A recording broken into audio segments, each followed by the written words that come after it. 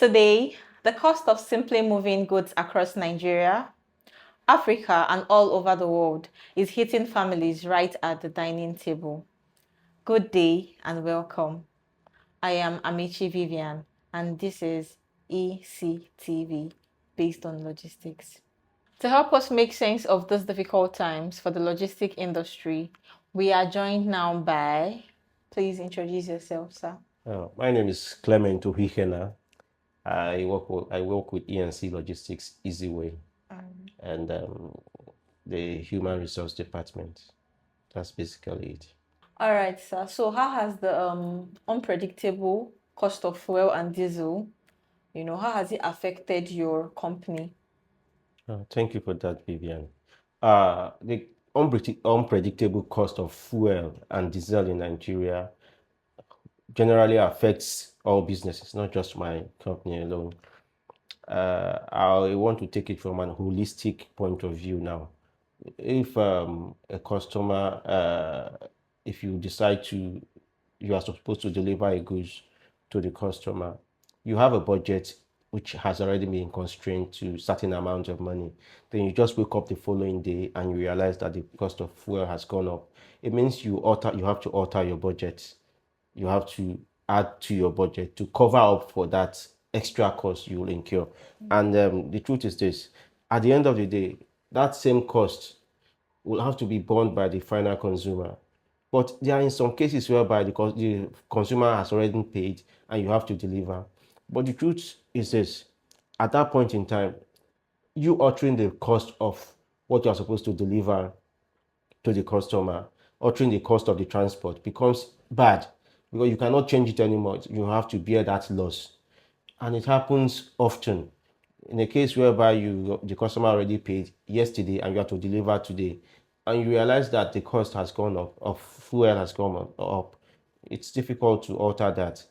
The company will have to bear that. Her overheads goes up. I hope you understand what I meant. Yes. And again, in cases whereby the cost of transporting the containers from the port or moving your goods and service your goods from a destination to another, you have a budget for it.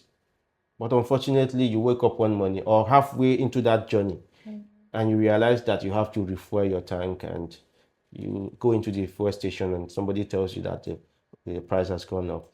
You become angry and you don't even know what to do, because at that point in time, your going and coming would have been altered. It means you have to incur more cost in going to your destination and coming back to your office. Thank you so much, Mr. Clems, for the detailed explanation. So I want to ask, how has the bad road and the traffic jam in major cities like Lagos, how has it affected your company's maintenance cost? Thank you for that question, Vivian. The cost of doing business goes up daily, and the bad roads and the traffic jams have always contributed to this. Not just for the businesses alone, it's for the same fleet of vehicles you use. If you are to deliver goods to a customer and you are stuck in traffic, it means you have to burn more fuel. Yes. And if the roads are bad, it means you have to take a longer route to avoid the bad spots. And in doing this, the maintenance cost on the vehicle will go up, because that distance the vehicle will have to cover, taking a longer route or taking that bad spot on the road or stuck in the traffic. It wears on the vehicle. The wear and tear of it goes on and on. And at the long run, it increases the maintenance cost of the vehicle, and that falls back on the company or the businesses that are responsible for that fleet of vehicles. Now, companies that run basically transport majorly can testify to this, that it's not been easy, because Nigeria itself imports parts of vehicles from outside the country, and the cost of importation of these things are borne by the final consumer, makes the price goes up. Now, if you have to use a vehicle parts for like 3-4 months, but you find out that you are now using it for 2-3 months, it becomes a burden. It becomes cost. The cost become too much for the company to bear when you have a lot of fleet of vehicles to manage with such bad routes and the traffic jams. That's very profound. Thank you. So what might be the major fear or challenges of E&C logistics in terms of delivering goods safely across Nigeria? Oh, thank you very much. This is a more practical question. As you know, the country we are in today, we have so many challenges. I'll pick some challenges for you. We've talked about the bad roads. We've talked about the fuel cost.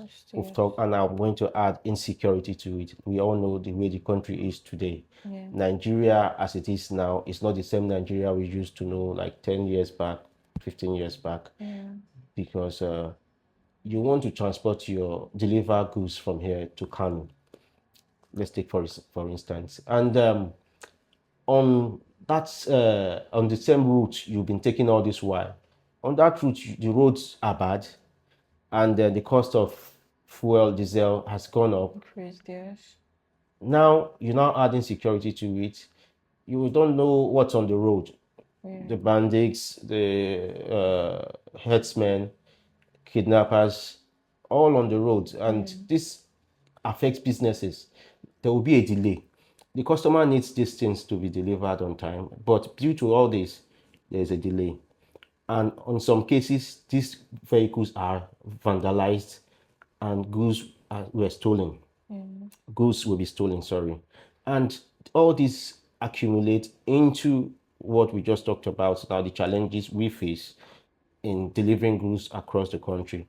Take the fuel, for example, or the diesel. You have to take a route to Kano, but unfortunately, the roads are bad. You have to take a longer route.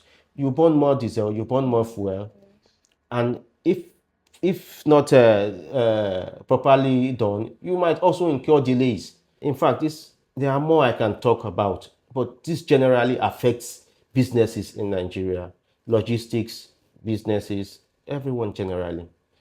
So we've heard from our guest for today, Mr. Clems, on the challenges that logistic companies and other businesses at large face here in Nigeria.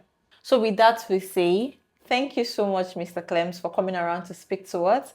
We look forward to having you here again. My pleasure. Until next time, bye.